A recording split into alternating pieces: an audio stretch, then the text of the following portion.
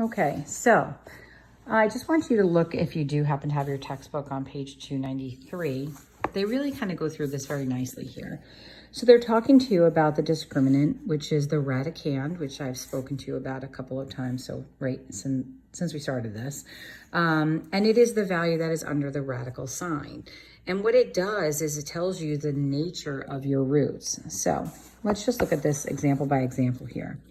So what this is saying to you is, if you have a square root that has a perfect square, and that's what it's saying for us right here, that it's a perfect square, just like I showed you in the past video, then you know it's going to come to a rational number.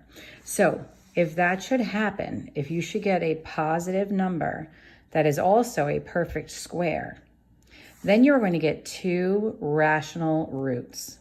And you'll have an example graph that looks like this, where you're going to cross at points that are actually rational. Now try to remember that it doesn't mean it has to be an integer. It could be a half, it could be 3/4.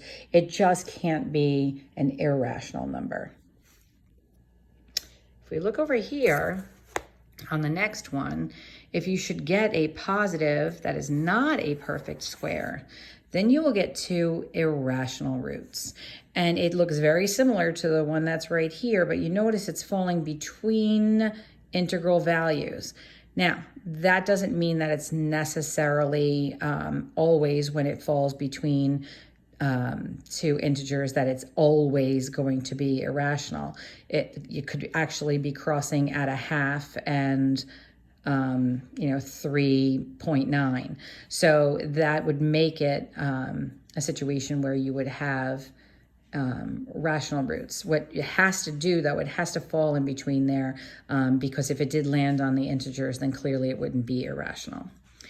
And then we have the 0 root. So when you come to here and the whole thing comes out to 0, what actually happens in that formula is this part right here, where you have x is equal to negative b, let me write it over here, plus or minus. If this thing comes out to a 0, what ends up happening is you lose two options, because plus 0 isn't going to change it and minus 0 isn't going to change it. So you end up with just the one root. And that's when you have a parabola that actually hits only at one point on that x-axis. Now, should your discriminant become negative, that indicates that you will not have a real number, because you cannot take the square root of a negative value. Here's just a little preview for something that you might see later in your years of math.